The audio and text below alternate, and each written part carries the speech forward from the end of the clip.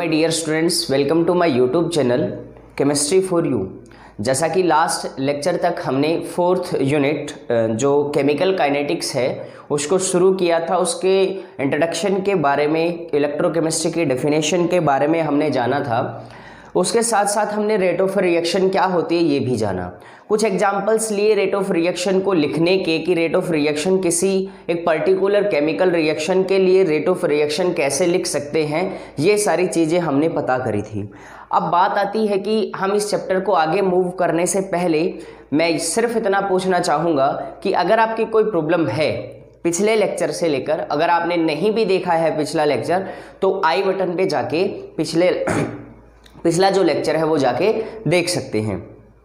उसके बाद आज हम शुरू करते हैं क्वेश्चन के साथ में कि हमें रेट ऑफ रिएक्शन कैलकुलेट करना है, रेट ऑफ रिएक्शन लिखना है किसी एक केमिकल रिएक्शन के लिए। तो क्वेश्चन मेरा कुछ इस तरह से होगा 4NH3। क्वेश्चन नंबर फर्स्ट है इस चैप्टर का।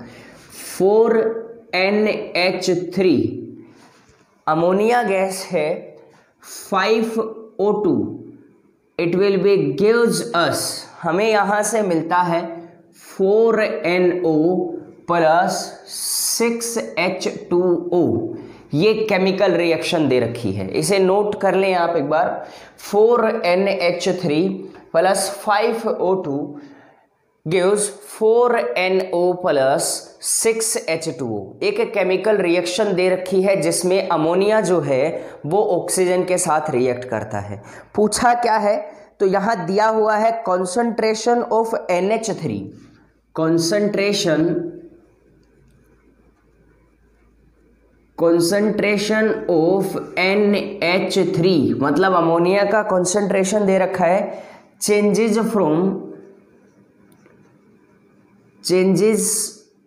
From 0.2 to 0.02 molar, 0.2 molar to 0.02 molar, मतलब 0.2 से अमोनिया की जो कॉन्सेंट्रेशन है वो चेंज हो जाती है 0.02 में।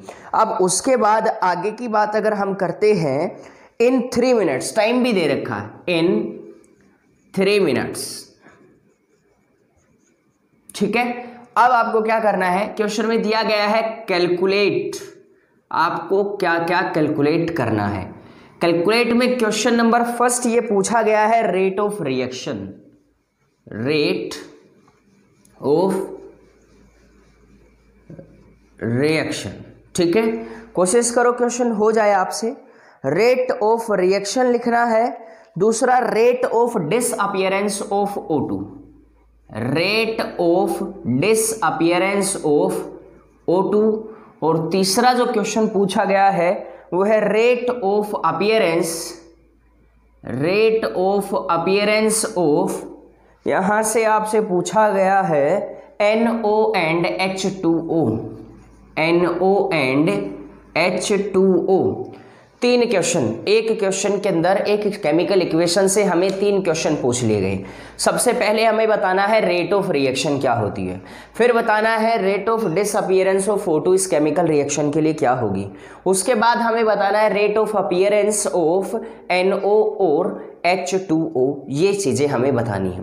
तो जैसा कि हमने पहले ही पढ़ चुके हैं हम कि रेट ऑफ रिएक्शन अगर लिखना है तो change in concentration of reactant divided by dt, मतलब टाइम के रेस्पेक्ट में। अगला change in concentration of product in divided by dt। ये इस तरह से हमें रेट ऑफ रिएक्शन लिखना है। तो रेट ऑफ रिएक्शन मेरे साथ साथ लिखेंगे। देखो रिएक्टेंट क्या है NH3, मैं लिख दूं change in concentration of NH3 divided by dt। आगे यहां क्या D 4 है यहां दिया हुआ पहले से, तो 1/4 मल्टीप्लाई कर दूंगा ना इससे 1/4 से। देखो स्टोइकियोमेट्रिक कोफिशिएंट है यहां पे। नेक्स्ट अगर मैं लिखूंगा O2 के रेस्पेक्ट में तो माइनस ऑफ, साइन नेगेटिव आएगा क्योंकि रिएक्टेंट की कॉन्सेंट्रेशन लिख रहे हैं, ये ध्यान रखना नेगेटिव साइन के साथ लिखना है रिएक्टेंट की कॉन्सेंट्रेशन चेंज को, क्योंकि डिक्रीज होती है। Minus of 1/5 multiplied by change in concentration of O2 divided by dt। ठीक है, ऑक्सीजन के लिए लिखना है तो इसका 5 स्टोइकियोमेट्रिक कोफिशिएंट है, 5 को मैं इसे डिवाइड कर दूंगा 5 से। अब आगे प्रोडक्ट की बात करते हैं। Change in concentration of NO, वही काम होगा 1/4 क्योंकि 4 NO का कोफिशिएंट है, multiplied by D into change in concentration of NO divided by dt। Next is product के अंदर हमें वाटर दिया हुआ है तो मैं लिखूंगा plus of 1/6 into change in concentration of H2O divided by dt। ये रेट ऑफ रिएक्शन हमने लिखी। ठीक है, रेट ऑफ रिएक्शन हमने लिख दिया। उसके बाद हमें क्या पूछा है नेक्स्ट क्वेश्चन के अंदर, rate of disappearance of O2। Second जो क्वेश्चन है, rate of disappearance of O2, rate of disappearance of O2 अभी तो लिख ही रखा है, O2 का डिसअपीयरेंस निकालना है। तो अगर O2 का डिसअपीयरेंस निकालना है तो पहले मैं rate of disappearance of NH3 निकाल लूं, क्योंकि जब NH3 के साथ में रिएक्ट कर रहा है तो इसी के साथ साथ NH3 का जब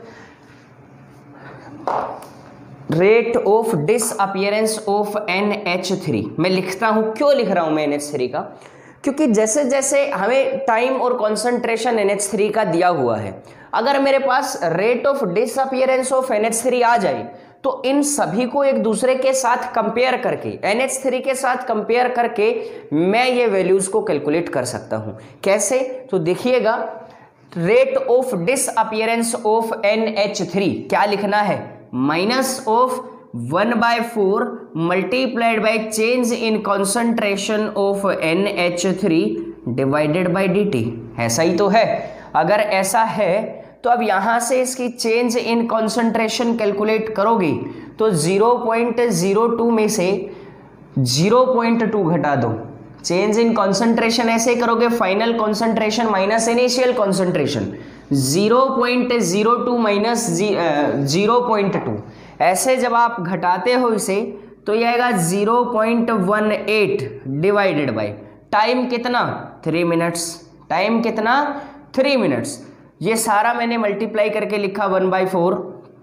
जब आप इसे कैलकुलेट करोगे टोटल को, जब टोटल आप कैलकुलेट करते हो, या फिर आप पूरा ही लिखना चाहो तो पूरा भी लिख सकते हो। कैसे? Equals to 1/4 multiplied by 0.202 minus 0.2 divided by 3 minutes यहां दे रखे हैं। ठीक है, जब आप इसे कैंसिल आउट करके, ये 0.02 है भाई, जब इसे कैंसिल आउट करके टोटल सोल्व करोगे तो 0.6 आता है, 0.6 mole litre inverse second inverse. अब इसे सोल्व करके जरूर देखना है ये कैसे आया। मेरा आंसर ऐसे आता है, जब मैं इसे सोल्व करता हूं 1/4 मल्टीप्लाइड बाय 0.02 माइनस 0.2। मैंने ये क्यों लिखा? मैंने लिखा final concentration minus initial concentration, 0.2 से 0.02 होगी। अब मुझे क्या करना है, चेंज इन कॉन्सेंट्रेशन निकालना है। क्या करते आप यहां पे 0.2 को 0.02 में से घटा देते, 0.2 में से घटा देते। जब इसे कैलकुलेट करते तो जो भी आपके पास आता उससे आप क्या कर लेते, इसे सोल्व करते। नेगेटिव साइन के साथ आता, जब ये नेगेटिव साइन के साथ आएगा तो ये जो साइन है, ये जो नेगेटिव का साइन है ये पॉजिटिव हो जाता, माइनस माइनस पॉजिटिव हो जाता ना, क्योंकि ये जो वैल्यू आती इसे जब आप माइनस करोगे तो ये वैल्यू नेगेटिव में आएगी। जब यहां आप नेगेटिव में वैल्यू रखोगे तो ये नेगेटिव दोनों क्या हो जाते हैं, पॉजिटिव, और रेट ऑफ रिएक्शन क्या आती है, पॉजिटिव आती है। इसका मतलब आपने कैलकुलेट कर लिया rate of disappearance of NH3। पहला स्टेप आपका पूरा हो गया, rate of disappearance of NH3 कैसे कैलकुलेट करते हैं। अब आपके पास rate of disappearance of NH3 अगर आ गया तो रेट ऑफ रिएक्शन लिखो जरा, रेट ऑफ रिएक्शन कैसे लिखोगे? किसी भी एक रिएक्टेंट की रेट ऑफ रिएक्शन अगर आपको लिखनी है तो किसी भी एक रिएक्टेंट का, जैसे डिसअपीयरेंस का ले लो या अपीयरेंस का ले लो, ये इसके बराबर है, इसका मतलब ये वैल्यू आएगी, वो वैल्यू इसके बराबर, ये वैल्यू इसके बराबर है, ये वैल्यू इसके बराबर है। आप कोई एक रिएक्टेंट या किसी एक प्रोडक्ट के लिए रेट कैलकुलेट कर लो, वो क्या होती है, रेट ऑफ रिएक्शन होती है। रेट ऑफ रिएक्शन होगी तो कितना, 1/4 मल्टीप्लाइड बाय 1/4 मल्टीप्लाइड बाय ये 0.06 आएगा, 0.06, ठीक है, 1/4 मल्टीप्लाइड बाय 0.06, ये रेट ऑफ रिएक्शन आती है। उसके बाद नेक्स्ट देखो कैसे किया मैंने कैलकुलेट, हमें क्या, rate of disappearance of NH3 आ गया, rate of disappearance of NH3 minus करोगे आप सीधा सीधा, सॉरी मल्टीप्लाई करोगे 1/4 से, आपके पास रेट ऑफ रिएक्शन आ जाती है। यहां से भी इसे rate of disappearance of NH3 है, आप इसे रेट मान सकते हो किसके रेस्पेक्ट में, NH3 के रेस्पेक्ट में, ठीक है। अगर फिर भी नहीं समझ में आया तो कमेंट सेक्शन में आप मुझे पूछ सकते हैं मुझसे। नेक्स्ट जो क्वेश्चन है, यहां मैं यहां पे कर देता हूं क्योंकि मिटाना ठीक नहीं है। यहां जो क्वेश्चन करना है हमें, सेकंड क्वेश्चन जो पूछा है, क्या पूछा है, rate of disappearance of O2। पहला काम मैंने रेट ऑफ रिएक्शन कैलकुलेट कर लिया, तो फर्स्ट पॉइंट डालता हूं मैं इसे। उसके बाद रेट ऑफ रिएक्शन आ गया, तो अब क्या लिखना है, rate of disappearance of O2, इसे क्या लिखूंगा, minus of D into change in concentration of O2 divided by dt। 1/5 से मैं बाद में मल्टीप्लाई कर दूंगा, ऐसी कोई बात नहीं है, हमें तो 1/5 से मल्टीप्लाई करना ही है।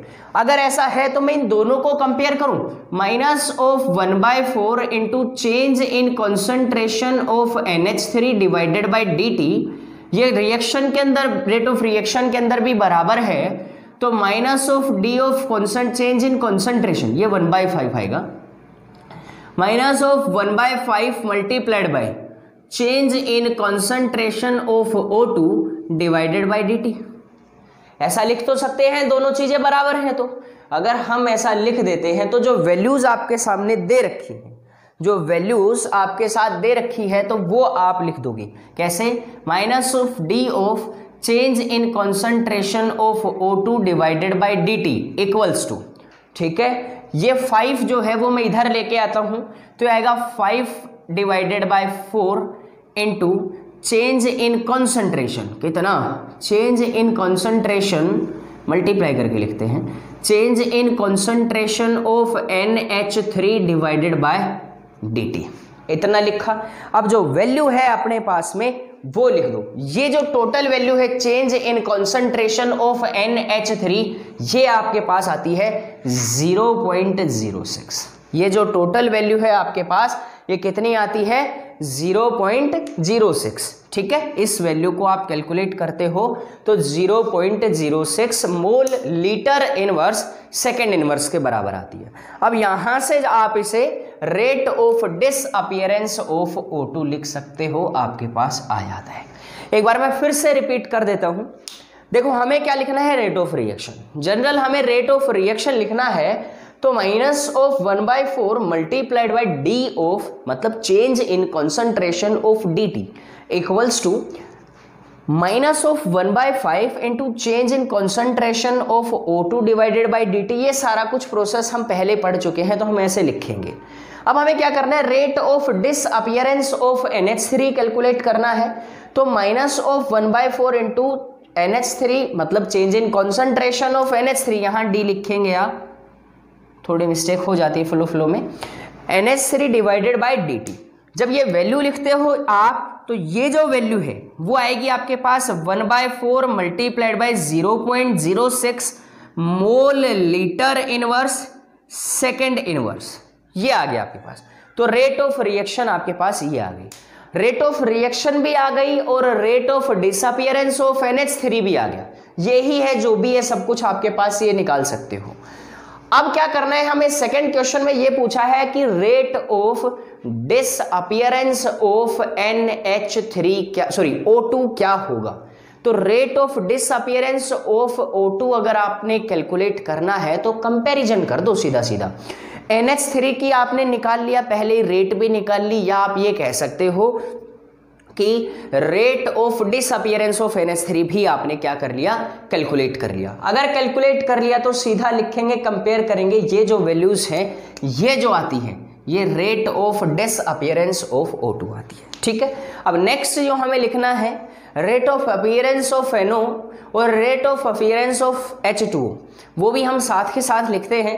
एक बार इसे आप कॉपी कर लो क्योंकि आप अब स्पेस बहुत कम है, हमने 2 क्वेश्चन इसी के ऊपर सोल्व किए हैं तो स्पेस कम होगा, तो एक बार इसे कॉपी कर लेंगे फिर हम आगे पढ़ते हैं।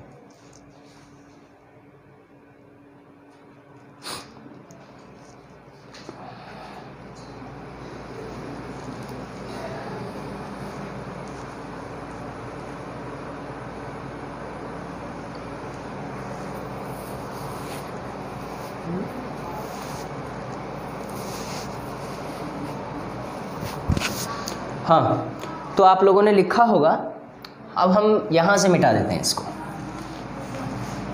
दोनों ही पार्ट मिटा दें ताकि हमारा क्वेश्चन एक ही बार में हो जाए।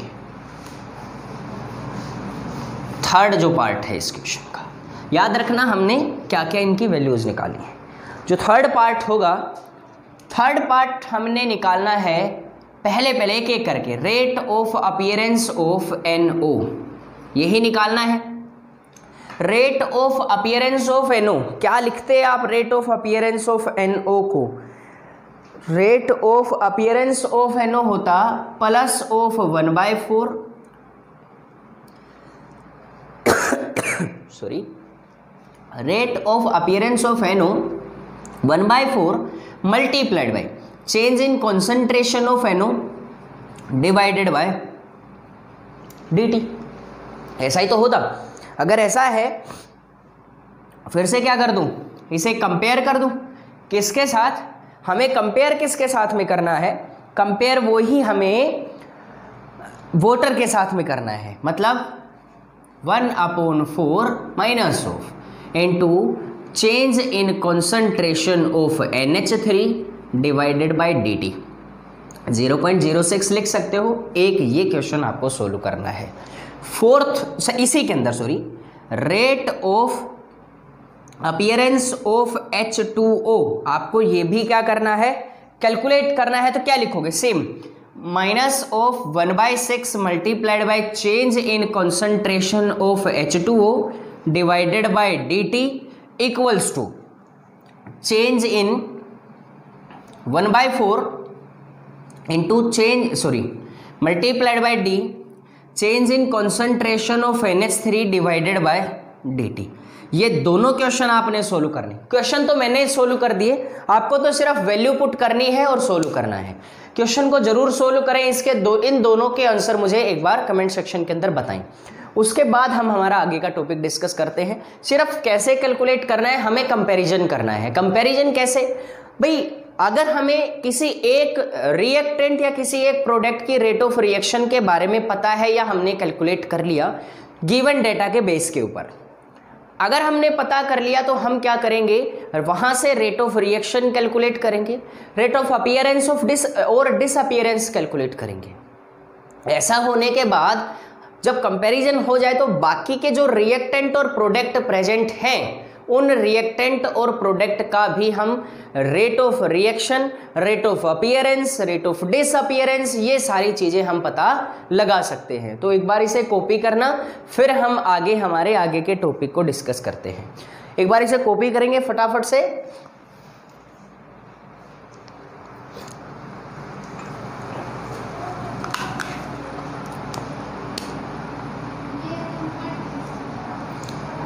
हाँ भाई, तो मैं इसे मिटा देता हूं।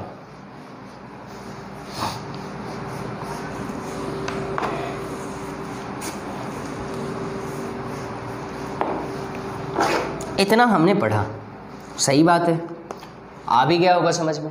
नहीं भी आया है तो एक बार फिर से देख लो, रिपीट करके शुरू से देख लो। हमें अब पढ़ना है रेट, स्टार पॉइंट डाल के लिखेंगे rate for gaseous substances. Gaseous substances. कुछ भी नहीं है, बिल्कुल आसान सा टॉपिक है, सिर्फ समझने के ऊपर बात आती है कि आप इसे कैसे समझते हो। Rate for gaseous substances. Gaseous substances के लिए देखो, हमें पता है कि we know that ideal gas equation, we know that PV equals to nRT। हमने आइडल गैस इक्वेशन को बहुत अच्छे से पढ़ा है।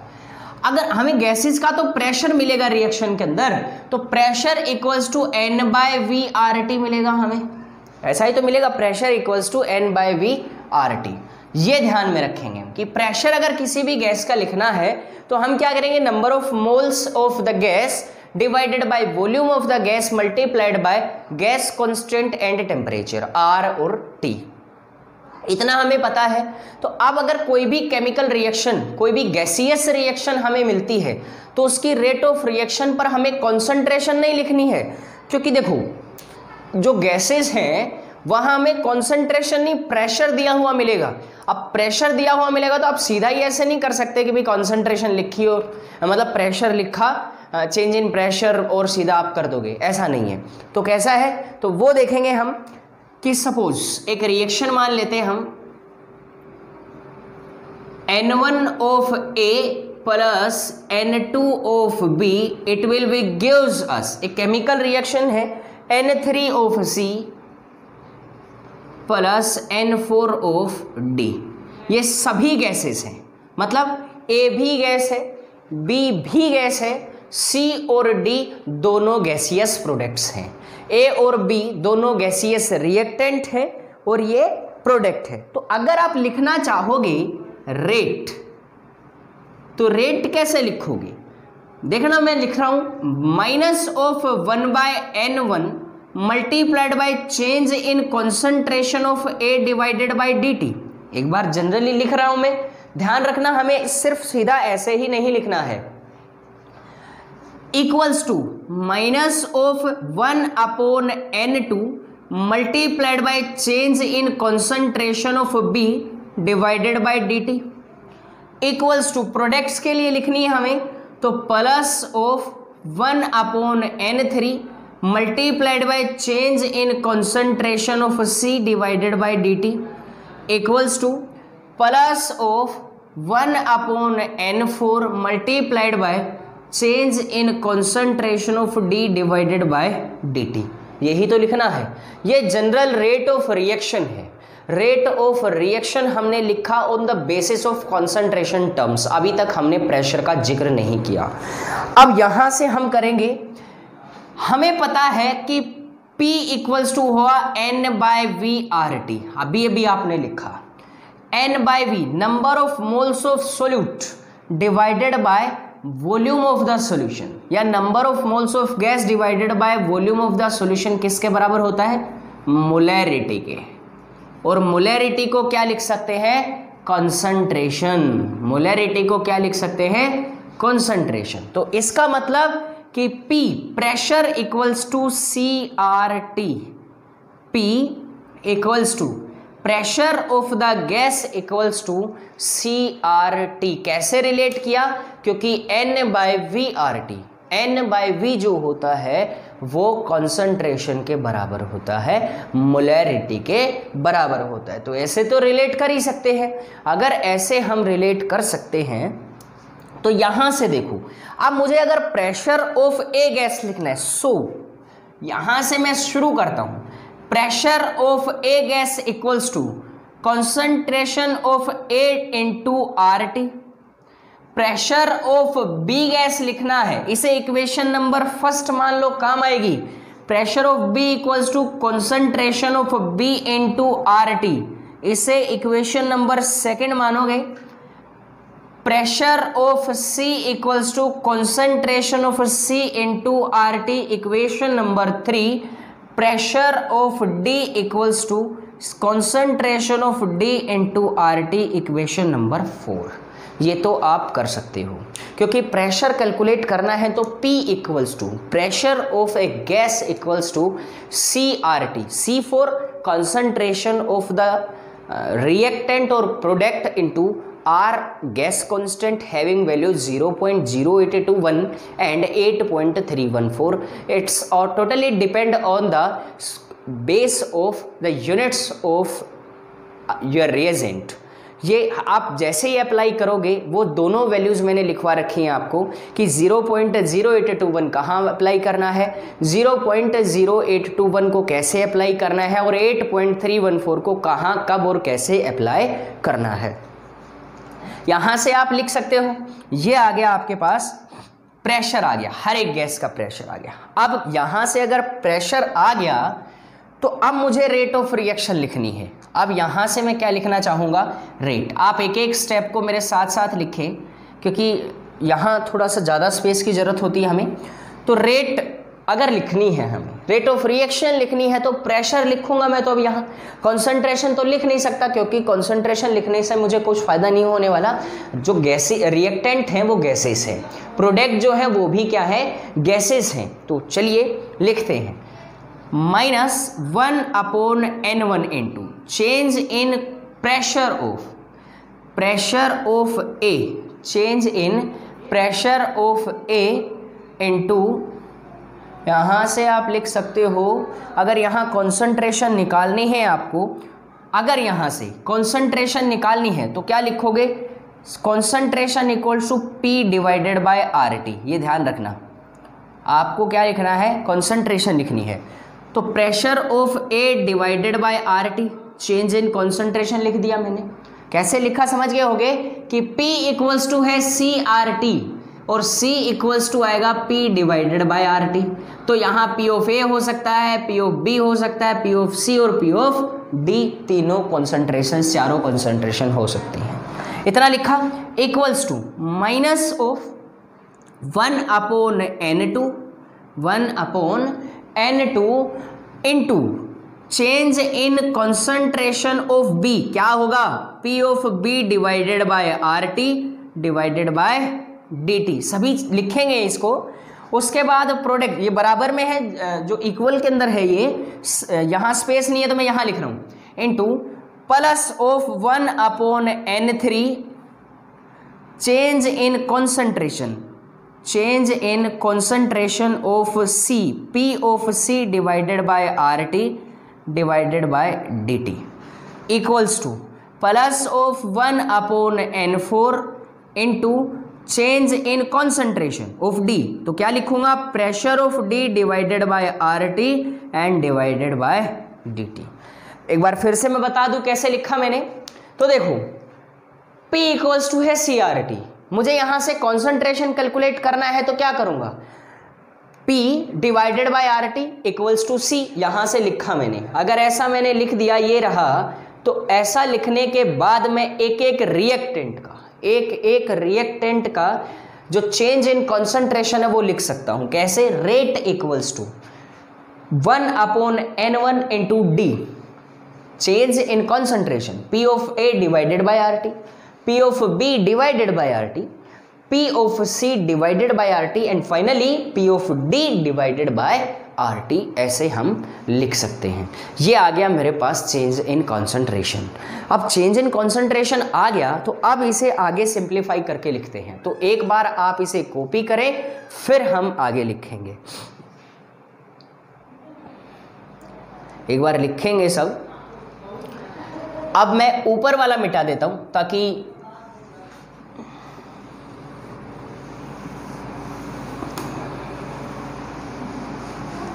यहां से मिटा दिया. ठीक है, हम लिखेंगे. देखो यहां ये सारी चीजें आ गई मेरे पास. तो रेट इक्वल्स टू यहां से आया 1/n1 minus 1/n1 of into change in concentration of P of A divided by RT multiplied by DT. समझ सकते हो, ऐसा ही तो आया. Equals to minus of into ये होगा 1/n2 change in concentration of B divided by RT multiplied by dt। समझ रहे हो मैं क्या करूं? ये यहां जो P ऑफ A RT था, P of A divided by RT, मैं इसको यहां नीचे ले आया dt के डिवाइड में, तो मैंने यहां dt नहीं लिखा तो आप यहां पे dt लिखेंगे। ये जो है ये rate of 1/n1 into D of change in concentration of A divided by RT और डिवाइडेड बाय dt। सिर्फ क्या किया है, इस dt को, ये RT जो है उसको नीचे ले आया, मैं ले आए। उसके बाद next is minus of plus of, sorry product के अंदर आ गए तो plus of 1/n3 into change in concentration of C divided by RT multiplied by dt। सभी के साथ ऐसा ही होगा, plus of 1/n4 multiplied by change in concentration of D divided by RT multiplied by dt। ये term pressure की है तो हम प्रेशर बोल सकते हैं इसे, ठीक है। तो इतना आया, pressure of A, pressure of B, pressure of C, pressure of D। यहां से हमें ये पता लगा कि भाई यहां जो RT है, ये जो RT है ये भी नेगेटिव साइन के साथ, ये भी नेगेटिव, ये भी नेगेटिव, ये भी नेगेटिव, ये कॉमन आउट हो जाता है, यहां से कैंसिल आउट कर सकते हो आराम से नेगेटिव साइन और पॉजिटिव साइन के साथ। लेकिन वो तब होगा जब इक्वल नंबर ऑफ रिएक्टेंट होंगे और इक्वल नंबर ऑफ प्रोडक्ट होंगे।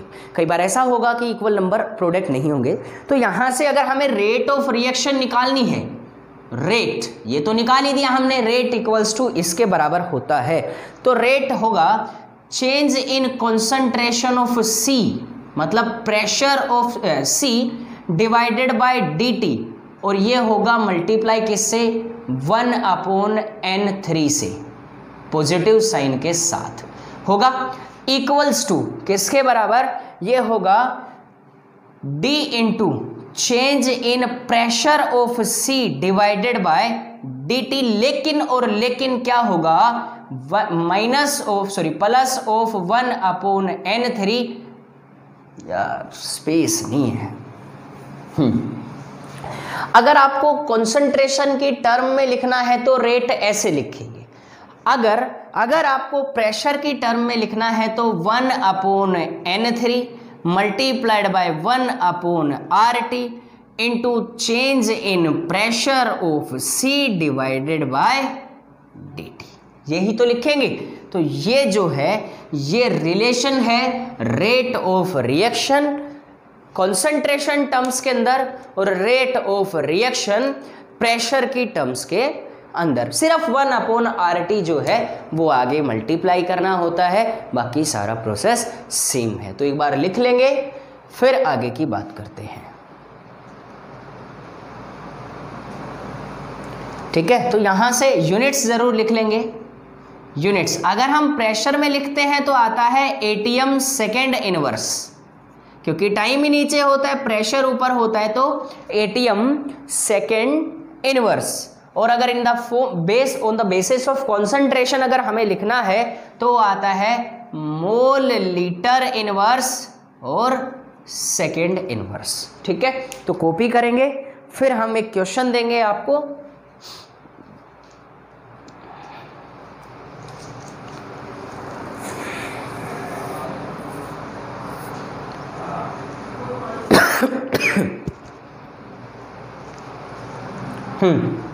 हो गया। तो अब आगे मैं एक बार इसे मिटा देता हूं। एक क्वेश्चन आपको करना है, क्वेश्चन का आंसर जरूर बताना है।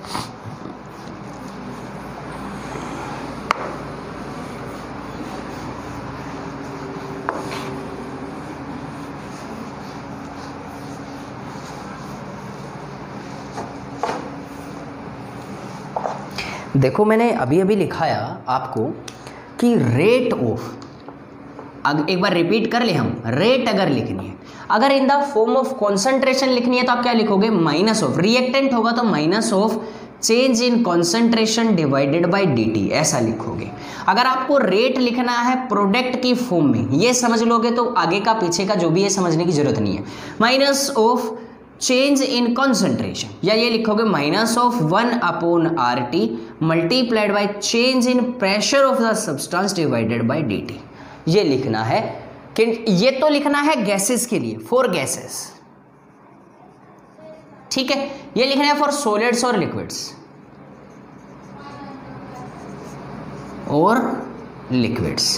एक्चुअल में तो सॉलिड्स के बारे में तो हम आगे पढ़ेंगे, लेकिन अभी के लिए आप ये याद रखें। तो समझ गए होंगे कि 1/RT से मल्टीप्लाई करना है, बाकी का प्रोसेस सारा सेम है। अब आगे की बात करें, एक क्वेश्चन जो मैंने आपको देना है वो क्वेश्चन नंबर फर्स्ट है।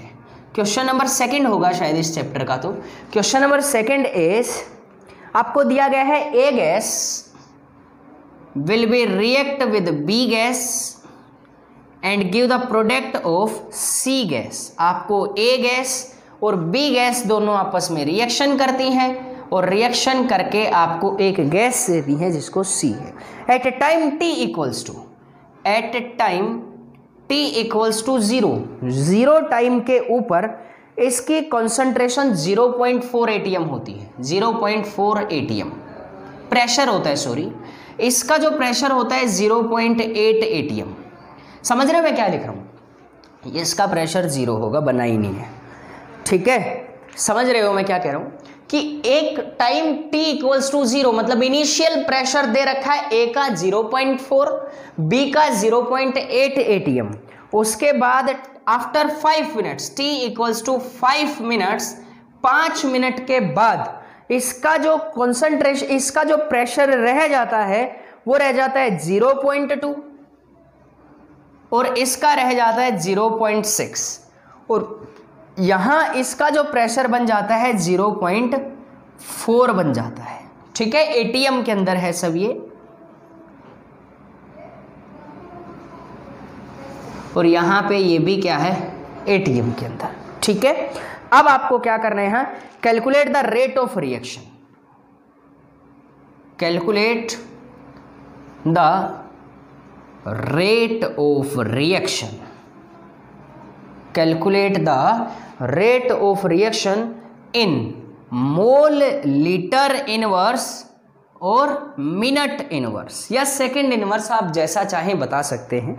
मैंने टाइम मिनट के अंदर लिया है तो मैंने मिनट इनवर्स लिखा है। ये क्वेश्चन नोट करें, क्वेश्चन कंपलसरी है, आप सभी क्वेश्चन करेंगे। क्वेश्चन नहीं होता है आपसे तो फिर वही काम आप मेरे से कांटेक्ट करेंगे, मैं ये क्वेश्चन आपको सोल्व करवाऊंगा। तो एक बार आप इसे क्वेश्चन को कॉपी कर लें, फिर नेक्स्ट वीडियो लेक्चर के अंदर हम इस क्वेश्चन को जरूर सोल्व करेंगे।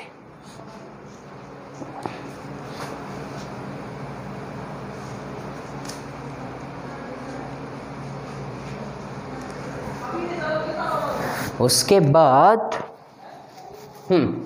तो आप लोगों ने लिख लिया होगा क्वेश्चन।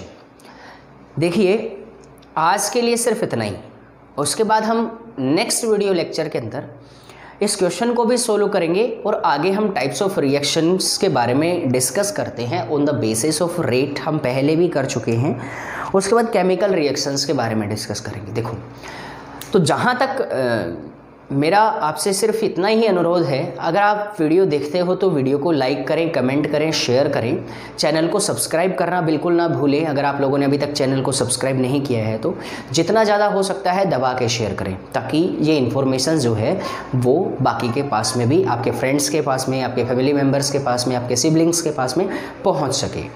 दूसरा, जो पीछे का लेक्चर है वो अगर आप लोगों ने अभी तक नहीं देखा, केमिकल काइनेटिक्स का फर्स्ट जो लेक्चर है, एक तो आई बटन के अंदर प्रेजेंट होगा, दूसरा डिस्क्रिप्शन के अंदर भी प्रेजेंट होगा, उसका लिंक आप जाके देख सकते हो, ठीक है। Thank you, bye bye, safe रहें और अपने घर पे रहें और अपने घर पे रहकर ही पढ़ाई करें। फिर again thank you for supporting and bye bye.